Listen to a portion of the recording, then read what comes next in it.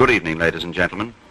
It's my privilege and pleasure to introduce to you tonight the Federal Labour Leader, Dr H.V. Evatt, and the Deputy Federal Leader, Mr. Arthur Calwell.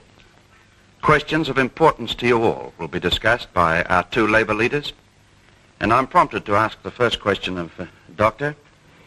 What do you feel, sir, is the real question facing the Australian people concerning the forthcoming elections? I think the real question is clear.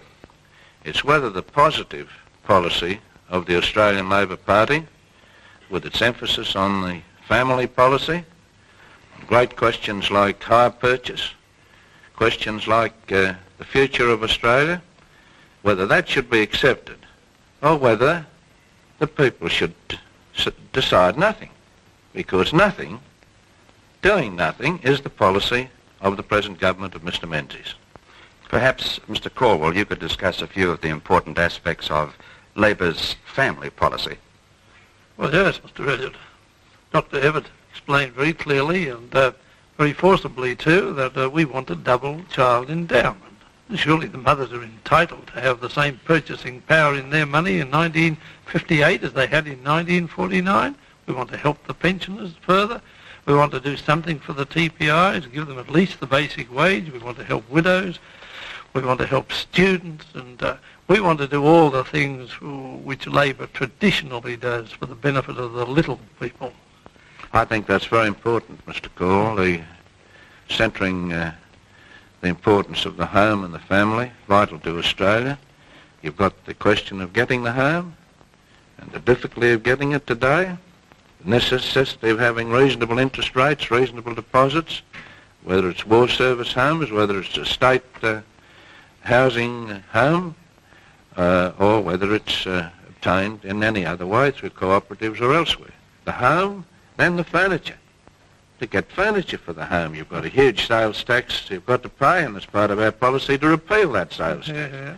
Then there's the question, as you point out, not merely of the children, but the truth is that there's the Menzies inflation of the last 9 years. Mr. Menzies is the author of inflation in this country. The architect. The architect of inflation in this country. And yet he's claiming that our policy will cause the very thing of which he is the architect. I've never heard of such a claim, and I don't think the people of Australia can accept it. It won't cause it because the leading economic and financial journal of Australia, the Australian Financial Review, dismisses his case that this would cause irresponsible inflation. That's just a phrase he uses to frighten people off so that they'll do nothing. We want the mothers and the children to get a fair go, and just as we want the pensioners and also the repatriation beneficiaries. Perhaps, Mr. Calwell, a few words on hire purchase and interest charges in general. Yes, Mr. Evatt. Dr. Evatt has said that we will use the Commonwealth Bank for the purpose of giving people financial accommodation in the matter of their hire purchase agreements at low interest rates. When we were the government, the total amount of hire purchase agreements was under £100 million, and the Commonwealth Bank financed £16 million of the total. Today, the Menzies government has so clamped down on the Commonwealth Bank that they can not advance any more than that £16 million. And pegged at $16 million. Pegged at $16 million. While the total's gone up to nearly 300. Exactly. Well, of course, as you know, Doctor, we stand for the little people, and Mr. Menzies stands for the wealthy people. You'll remember what Abraham Lincoln once said, Almighty God must love little people because he made so many of them. Yes, but they need defenders, any rate. They don't get it from this government. I think what you say about the bank's very important. Hire purchase is important to get the rate of interest down. We want hire purchase, but we want reasonable rates of interest, fair to everybody. But the point is this government is conducting a campaign against the Commonwealth Bank. They've got legislation which they're going to introduce again, under which the powers of the Commonwealth Bank will be curtailed and the private banks will have greater powers. They're making huge profits out of hire purchase, the private banks, whereas the Commonwealth Bank, the People's Bank, is pegged at 16 million. It's a scandal. Of course it is.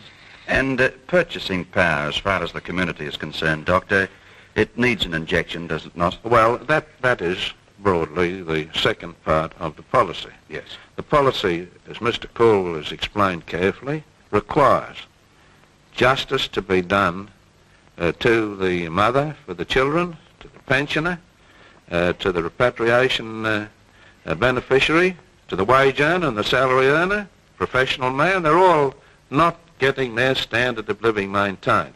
But unless we do something to restore those standards, first as a matter of justice, but second to help the economy, you'll get this unemployment continuing and getting worse.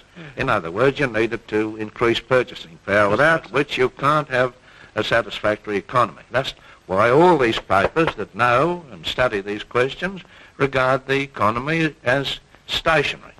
It's not a full depression. We never said that. But what has happened is this. What has happened is this, that in the last 2 years, in industry, there's not a single male employed, additional male employed. The actual numbers have gone down in 2 years. That means it's not moving, it's not buoyant. It needs a fillip. It must get it. We're going to provide it. And of course there were 120,000 boys and girls leaving school this year, and they have to be found jobs. Well, I think some of them are facing a very grim prospect. But it's the double thing, Arthur. That's to say it's not only the children, but it's the migrants. Migration, for which you've done so much in this country, as the author of it, really, in the difficult days when we opened the doors of Australia to the migrant. They must have their home and they must have their jobs.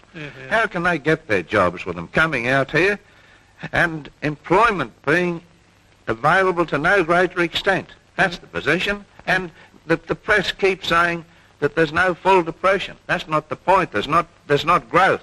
We're a country that must go back unless we go forward. And that's Labor's policy. And of course, too, it's not a joke. It's a pretty serious thing to the thousands of men and women who are out of work. Exactly. And there are at least 70,000 admitted to be registered for unemployment. But what about the part-time workers? What about the women who had to go home because there's no further work for them?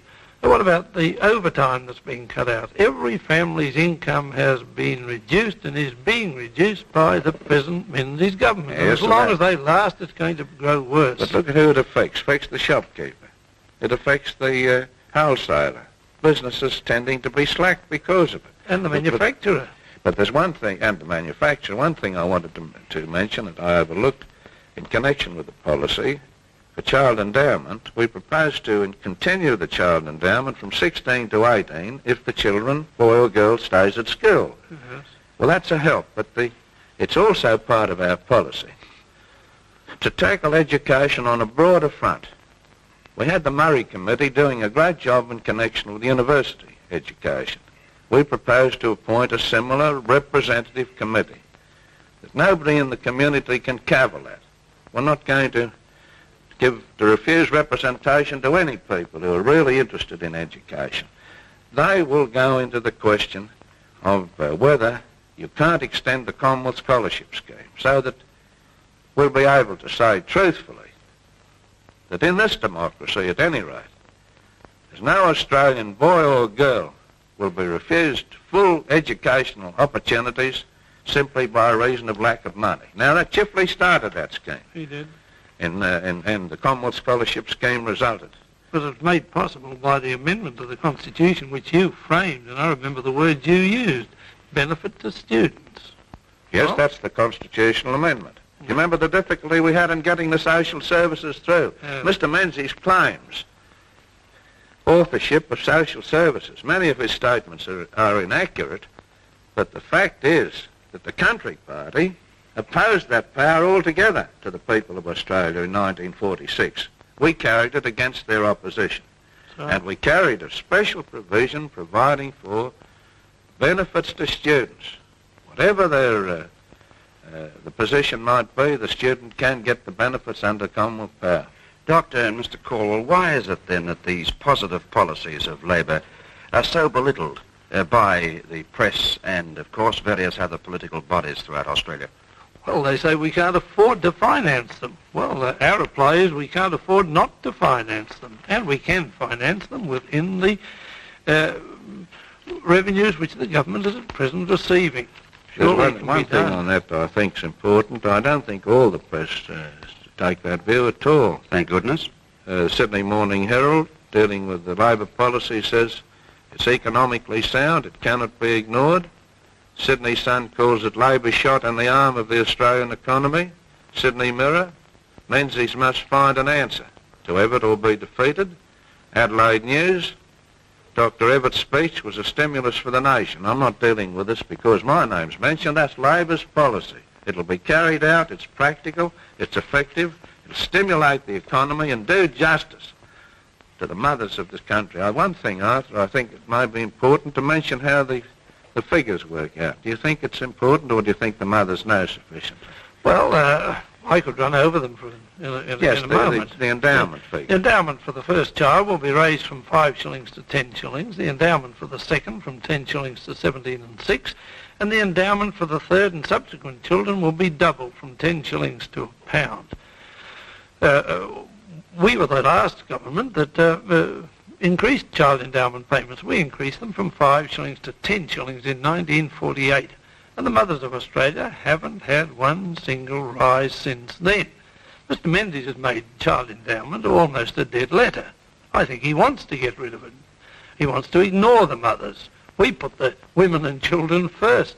I don't think the Menzies government even puts them last. I think they forget about them altogether. Well, the standard's going down for child endowment, and it must be restored. That's all we're asking for, restoration of standards. We want the recognition of the fact by the people, and we want to drive it home to this government that our children are our most priceless assets. They are the nation's future. And if we neglect child life, well, there's no future for the nation. And what wouldn't we all do for our children and our grandchildren? Well, gentlemen, perhaps we could get on to another subject for just a few moments. This is an informal discussion, and as such, I think it carries with it the sincerity of expression and purpose that we want to convey to the people of Australia from the Australian Labor Party. But development of Australia, Doctor? Yes. See, that is the cry of the government, development of Australia. And I've been ill, as you know, for some days. And I was rereading Mr Chifley's great book on Australia, Things Worth Fighting For. And one of the most important things in it is his story of development. He says that development is vital to Australia, but you must develop the assets of the states and the Commonwealth. The states haven't been getting a fair deal from the Commonwealth in the connection with development. And I listened to Mr Menzies on there, and he claimed the Snowy River project as his. But he boycotted it. He opposed it.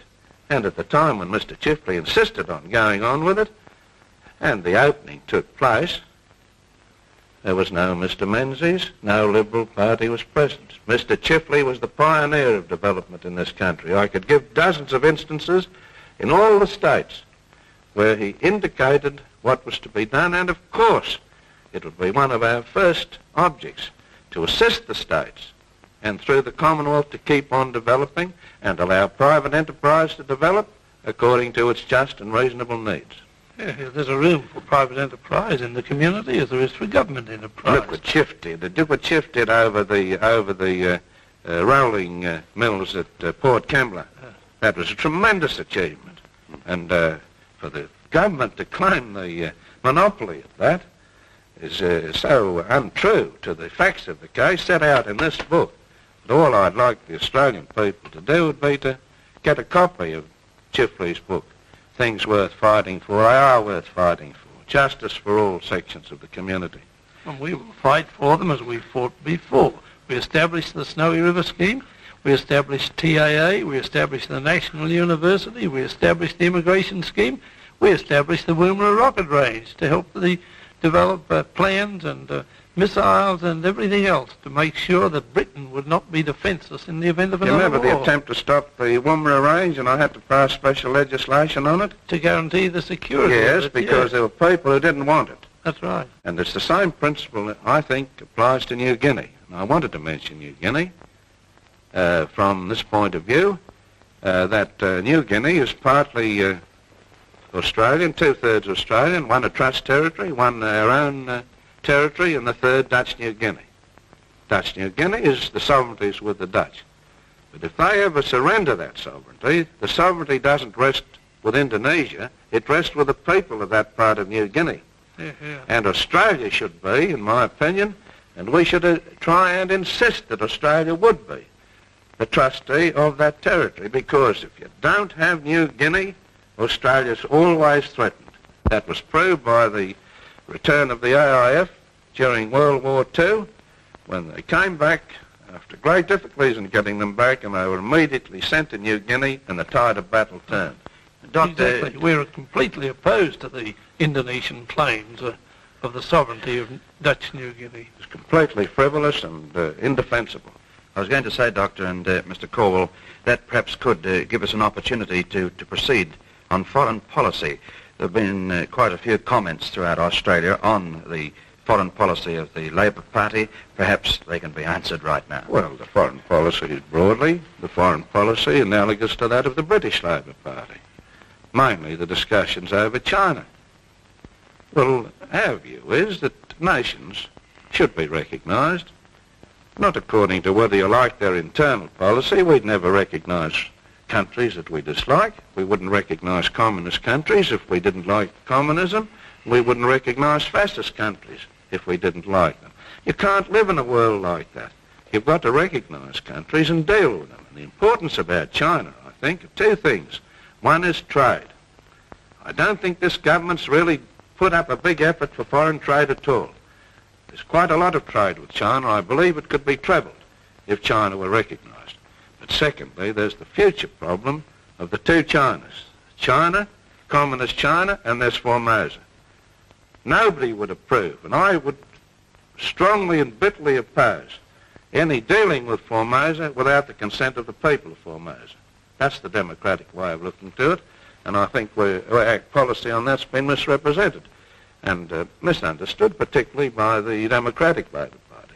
Yes, and perhaps could we mention at this juncture, Doctor, Mr. Calwell, that communist China, or Red China, whatever you want to call it, mainland China, is recognised by a conservative English government. It has been by Mr. Attlee, Labor, Mr. Churchill, recognised by those countries.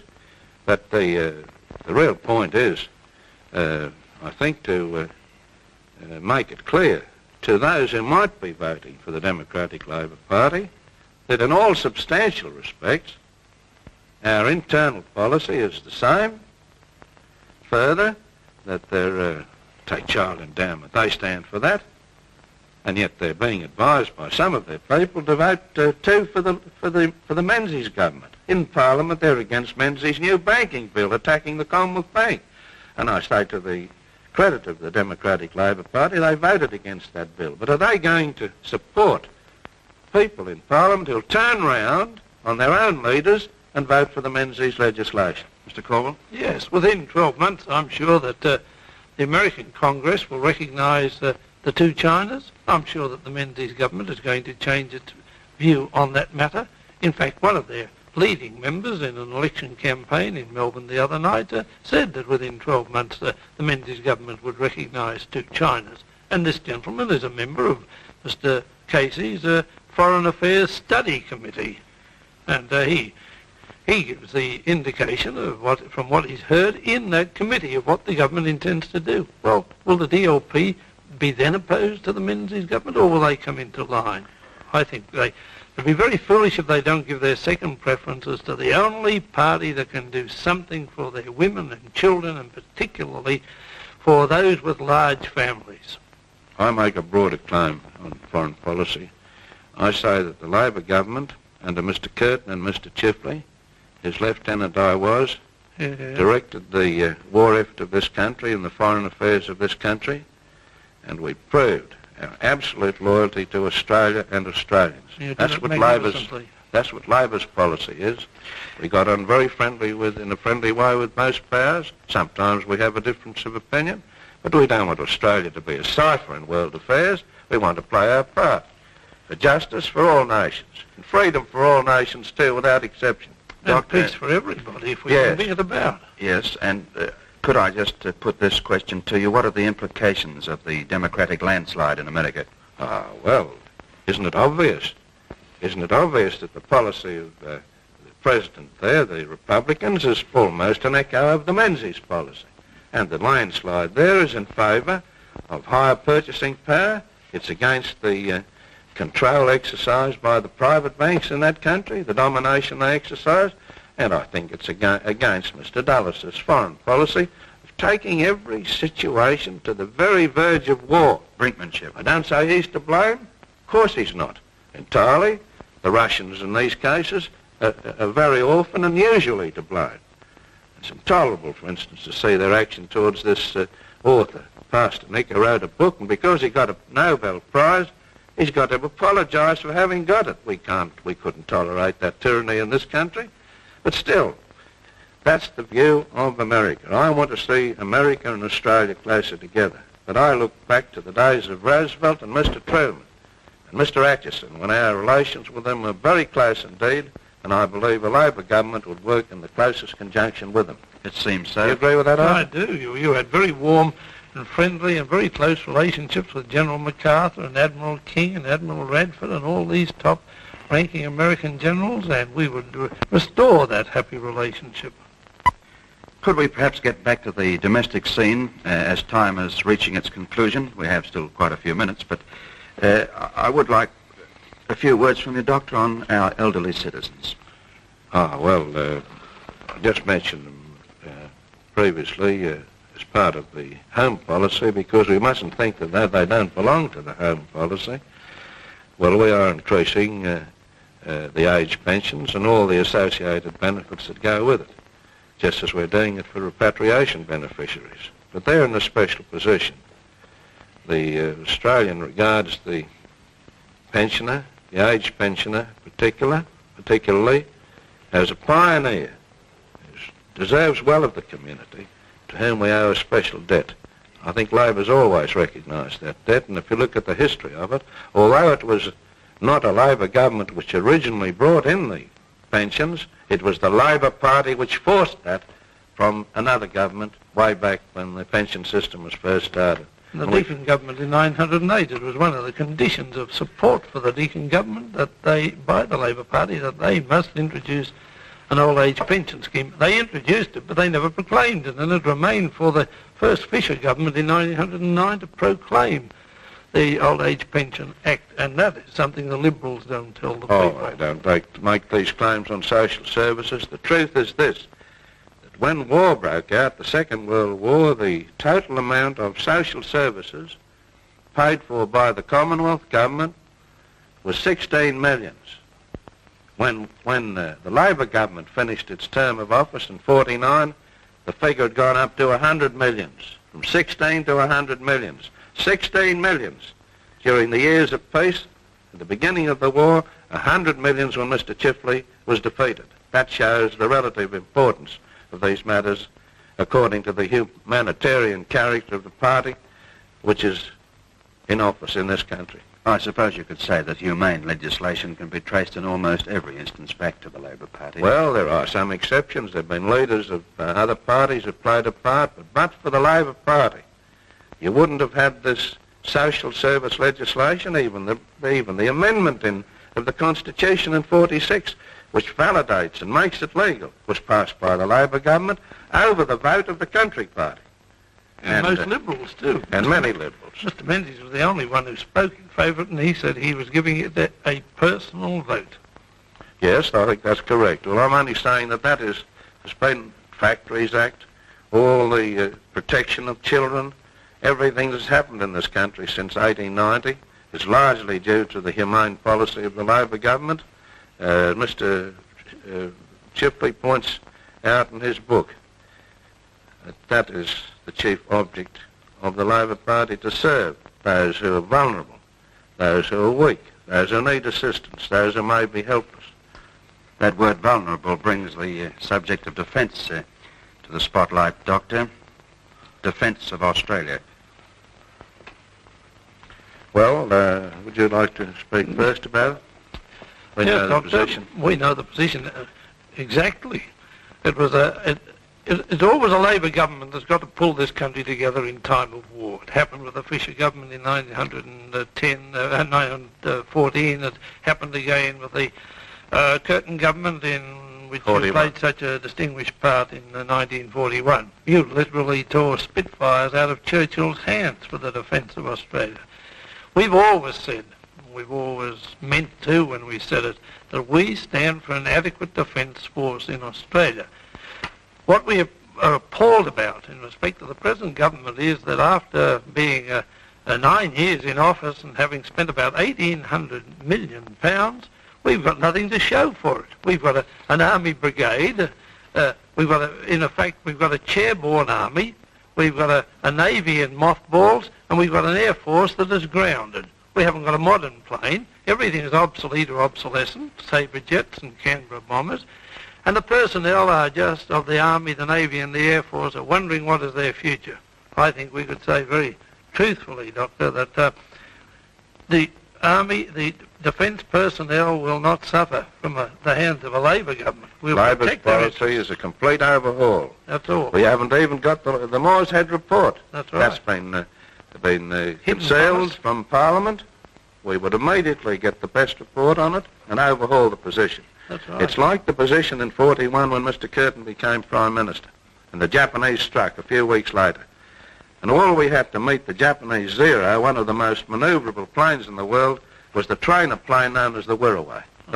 And the result was that the servicemen, the airmen, had to fight in this inadequate and hopeless weapon against a modern weapon. A lot of lovely kids lost their lives too because of the lack of defence under anti-Labor pre-war governments. We want to cut out waste. We want an adequate defence force, no matter what it costs. But we'll have an adequate defence force, and Australia won't have one unless we are the government. Well, in conclusion, Dr. Evatt, the ideals of Labor as they affect the Australian people. Very hard to put them in a sentence or two. I've tried to do it already. The Labor movement is the movement of humanity. It's linked up, of course, with all the trade unions. Every trade unionist in this country should be a Labor supporter because the Labor movement and the trade unions came from a common origin. We stand, however, not merely for trade unionists, but for all sections of the people. We want to do justice to all. We've always tried to do it as a government. I think it's agreed that we did it in the crisis of war and the post-war period under leaders like Curtin and Shipley, and we'd try to emulate their great example. Things worth fighting for, sir. Things worth fighting for. Mr. Call?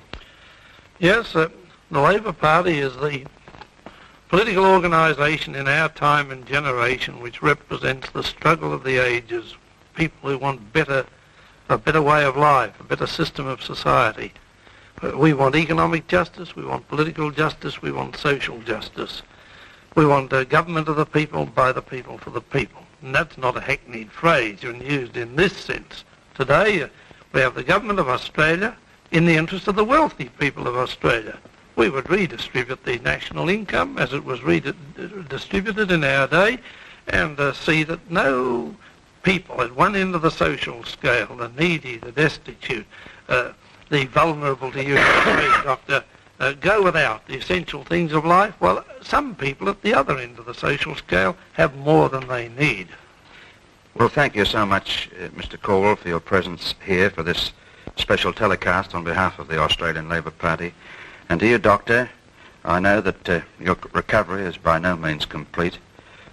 My deep appreciation, and I feel the appreciation of all the Labor movement and the people of Australia for your presence here. Thank you, sir. I couldn't have done it without your help and Mr. Cole's. We wish you well, Doctor. We hope you'll soon be really fit again, and we look forward to you being Prime Minister after November the 22nd. Ladies and gentlemen, on behalf of your Australian Labor Party, we've had the pleasure of the company tonight of our leader, Dr H.V. Evatt, and our deputy leader, Mr. Arthur Calwell. And incidentally, we'd like to thank you for allowing us into your listening to our talk. Good night, everybody. Good night.